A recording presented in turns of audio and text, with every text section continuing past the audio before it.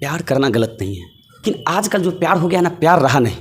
अब प्यार नहीं रहा, अब ये सिर्फ और सिर्फ एक ज़रूरत है। कैसे खिलेगी माँ, कांटा अब तो कांटा हो गया, ये जो मानवों की बस्ती है, मानवता बिना सन्नाटा। थाकि गेलहुँ पैरा तकैत अहाँके आँखिक लोर सेहो सूखि गेल, थाकि गेलहुँ पैरा तकैत अहाँके आँखिक लोर सेहो सूखि गेल, किया नहीं माया लगैया अहाँके, बुझाइया हमर किस्मते हमरा से। घर भी तो मेरा कोई अपना नहीं, सारे घर तो मेरी खातिर पराया है, माँ तो मुझको जन्माना छोड़ दे, इस धरा पर अब पापियों का साया है। प्यार हर लोग करते हैं। अब ये एक आजकल पैमाना बना दिया गया है प्यार का कि किसी लड़की से ही होता है। सर प्यार अपने भाई से भी हो सकता है, प्यार अपने माँ से भी हो सकता है, प्यार अपने काम से भी हो सकता है। मुझको एक दिन तुम करोगी कॉल, मुझको एक दिन तुम, ये सोचकर नंबर रखा वही हूँ, बदला नहीं हूँ मैं। बहुत स्वागत है। हम आज ऐसे शख्स से आपको मिला रहे हैं जो करीबन 50 पुरस्कार हर स्टेट से इनको मिला है और टीचर भी हैं, कवि भी हैं।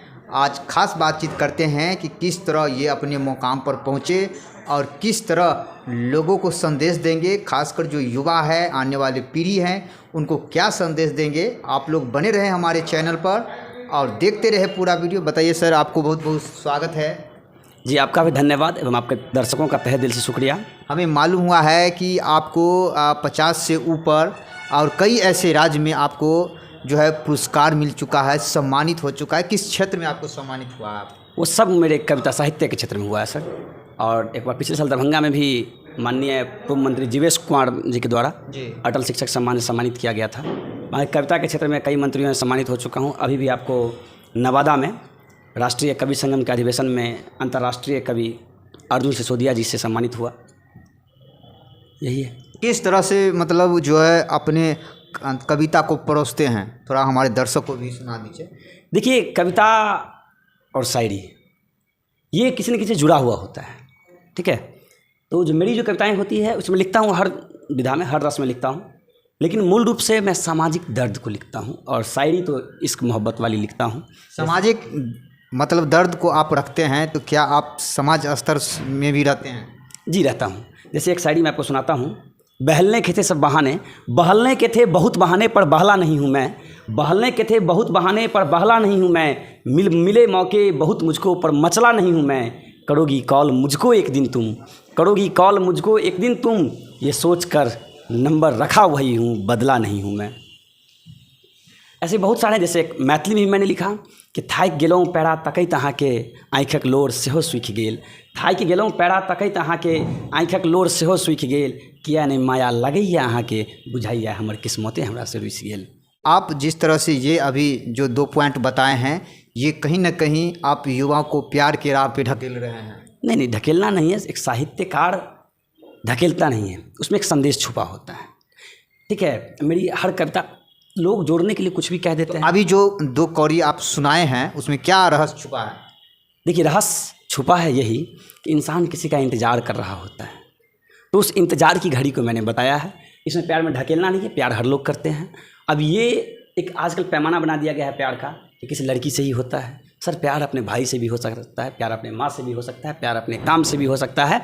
प्यार के करने के बहुत सारे मायने हैं। तो अब क्या युवा को संदेश दीजिएगा कि युवा जो अधिकतर अभी 60 से 70% जो युवा हैं वो प्यार के पीछे भागते हैं, माँ बाप भाई बहन सभी रिलेशन को छोड़ के जो है अपना लाइफ को बर्बाद करते हैं, उसके लिए क्या संदेश? हाँ, ये आपने बिल्कुल सही प्रश्न पूछा कि युवाओं के लिए क्या संदेश होना चाहिए। देखिए, प्यार करना गलत नहीं है, ठीक है, लेकिन आजकल जो प्यार हो गया ना, प्यार रहा नहीं। अब प्यार नहीं रहा, अब ये सिर्फ और सिर्फ एक ज़रूरत और चाहत है, ज़रूरत की चाहत है। सबको एक ज़रूरत है जो सच्चाई है। युवाओं के लिए मैं ये कहना चाहूँगा मूल रूप से कि भाई, आपका जो एज है, अभी जिस उम्र में हैं आप, ये आपका उम्र आपको खुद को बनाने का उम्र है। इस उम्र में आप खुद को बना सकते हैं, ठीक है। जैसे हम ही को आप देखिए ना, मैं कुछ नहीं हूँ, अभी कुछ नहीं हूँ, लेकिन फिर भी मैंने पढ़ाई के क्षेत्र में काम किया। आप भी पढ़िए, आपको पढ़ाई में मन नहीं लगता है तो कोई ना कोई ऐसा काम होगा जिसमें आपको मन लग रहा होगा, उस काम को कीजिए ना। हमें मालूम हुआ है कि आप शिक्षा के क्षेत्र में भी अच्छे योगदान देते हैं, अपना इंस्टीट्यूट भी चलाते हैं, तो क्या किस तरह से चलाते हैं? गरीबों बच्चों को क्या आपके द्वारा जो है योगदान दिया जाता है? देखिए, हम शिक्षा के क्षेत्र में काम कर रहे हैं। हमारा संस्थान है बिशनपुर, दरभंगा समस्तीपुर रोड में है। वहाँ दिव्यम इंटरनेशनल स्कूल है, जहाँ की जिस दिन मैंने ओपनिंग किया था उस दिन से ही ये घोषित है कि 25% सीट गरीब परिवार के बच्चों के लिए पूर्णतः आरक्षित है। 25%? जी 25% और आजीवन रहेगा। मतलब आप अभी इंटरव्यू के माध्यम से कह रहे हैं या वास्तव में ग्राउंड पे कह रहे हैं? सर आप पत्रकार हैं, आपका काम है सच्चाई को तलाशना। आप तलाश सकते हैं, मैं आपको पता दे दूंगा कि किन किन गाँव से हमारे बच्चे आते हैं। मैं नाम नहीं बताऊंगा। तो एक बार आऊँगा आपके, नहीं एक बार आपके स्कूल पर आएंगे और सही जो हकीकत है उसे हम देखेंगे। मेरे स्कूल पे आने से पहले आप हमारे क्षेत्र में जाएं, वहाँ से आपको सच्चाई का पता लगेगा। मुझे बिना बताए हुए, मुझे बता कर मत आइएगा, मुझे बिना बताए हुए जाइए, पता कीजिए और तब मेरे स्कूल पे आइए। उस आदमी को मेरे रजिस्टर से मिलाइए और लीडर बुक होता है हर स्कूल का। जो परिवार जो है पूरी तरह जो है वो पढ़ाने सक्षम नहीं है पैसे के बिना, तो फिर उनको क्या आपकी तरफ से? अगर वो सक्षम नहीं है लेकिन इच्छुक हैं तो मैं आपसे दावा करता हूँ और मैं काम भी कर रहा हूँ कि निश्चित रूप से उनको पूरा सहयोग मिलेगा और मिल रहा है। आप क्या आगे क्या लक्ष्य रखे हुए हैं अपने समाज के प्रति, अपने शिक्षा के प्रति? देखिए मेरा लक्ष्य है कि एक ऐसा समाज हो ना जहाँ बेटियाँ भयभीत नहीं हो, गरीब क्रंदित नहीं हो। आजकल किसी अफसर को देखता है ना गरीब या किसी नेता को तो डर जाता है, पैसा लूट लेगा। मैं चाहता हूँ ये डर खत्म हो जाए। मैंने एक दर्द लिखा था बेटियों का जो हमारे समाज में सबसे अधिक हो रहा है। एक तो है दहेज का, एक दूसरा जो है वो है अभी जहाँ तहाँ आप देखते हैं बलात्कार। जी प्रत्येक दिन पत्रिका में आता है, पेपर में आता है, अखबारों में आता है बलात्कार की घटना, मर्डर की घटना। उस पर मैंने एक कविता लिखा था, बेटी बन करके।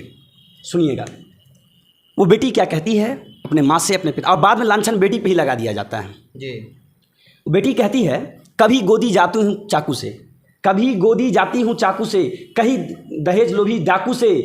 माँ को कहती है कि कभी गोदी जाती हूँ चाकू से, कभी दहेज लोभी डाकू से, मेरे खातिर तू भी मर मर के जीती है, घूंट तानों का तू भी कितना पीती है। माँ तुम मुझको जन्माना छोड़ दे, माँ तुम मुझको जन्माना छोड़ दे, मेरे लिए खुद को तड़पाना छोड़ दे। अब देखिए बेटी क्यों कह रही है, 16 की हुई तो सब ने कह डाला सारी गलती तुम्हारी। 16 साल की लड़की के साथ अत्याचार होता है तो सब समाज कहता है कि नहीं तुम्हारी गलती है। बात चले ठीक है मान लेते हैं, आगे बढ़ते हैं। 16 की हुई तो सब ने कह डाला सारी गलती तुम्हारी, 4 बरस में भी जब लूटी गई असमत मेरी, 4 बरस में भी जब लूटी गई असमत मेरी, तब तुम ही बताओ माँ क्या ये गलती हमारी। अब ये पुष्प चलना फिरना सीखा नहीं था। 4 वर्ष के बच्चों के साथ भी बलात्कार होता है हमारे समाज में। हमारे समाज की मानसिकता इतनी खत्म हो गई है। मैं उनसे फिर कह रही है लड़की कि चलना फिरना सीखा नहीं था, पहचान का कोई सलीका नहीं था, तब था मेरी मृत्यु का फरमान आया, माँ कहो कहाँ ये हिंदुस्तान आया। अब ये लड़की कह रही है कि अब ये पुष्प कैसे खिलेगी माँ, कांटा अब तो कांटा हो गया। मतलब एक पुष्प खिलता है तो कांटा उसकी रक्षा करता है, तो वो रक्षा कौन कर रहा है, कहीं भाई है, चचा है, समाज के लोग हैं और वही अपने लड़की के साथ अत्याचार करते हैं। तो इसलिए लड़की कह रही है कि अब ये पुष्प कैसे खिलेगी माँ, कांटा अब तो कांटा हो गया, ये जो मानवों की बस्ती है मानवता बिना सन्नाटा हो गया। घर भी तो मेरा कोई अपना नहीं, घर भी तो मेरा कोई अपना नहीं, सारे घर तो मेरी खातिर पराया है, माँ तुम मुझको जन्माना छोड़ दे, इस धरा पर अब पापियों का साया है। बहुत कहाँ से ये इतना अच्छा कविता लिखनी है, हमारे दर्शक को बता रहे हैं। देखिए सर, बस इसलिए मैं इतना लिख पाता हूँ क्योंकि मैंने एक बात अपने क्लास में भी अनाउंस किया हुआ है कि मेरे सामने जो लड़की है वो मेरी बहन है, सीधा सीधा मेरी बहन है। वो कोई भी लड़की हो, लेकिन बहन उसी शर्त पे हम मानते हैं कि आप भी मुझे भैया माने। हर लोगों को, जितना भी युवा है देश के अंदर, हर युवा को ये बात समझना चाहिए कि सामने अगर कोई लड़की है तो उन्हें अपना बहन मानना चाहिए। जी बिल्कुल। देखिए बड़ा सुंदर बात मैंने कहीं पढ़ा था कि अगर आप अपना चरित्र ऐसा बनाएं कि लड़की आपको देखकर दुपट्टा नहीं अपना बाल संवारे। बहुत बहुत धन्यवाद आज जो आप ऐसा संदेश दिए। और देखिए हमारे साथ शिक्षक भी थे और कवि भी थे। बहुत ऐसे राज्य है जहाँ से ये पुरस्कार होकर सम्मानित भी हुए थे। तो आपको यह खबर कैसा लगा ज़रूर हमें बताइएगा। हमारे चैनल पे हैं तो सब्सक्राइब कीजिएगा, फेसबुक पे हैं तो फॉलो कीजिएगा। फिर मिलते हैं अगले न्यूज़ में, तब तक के लिए जय हिंद।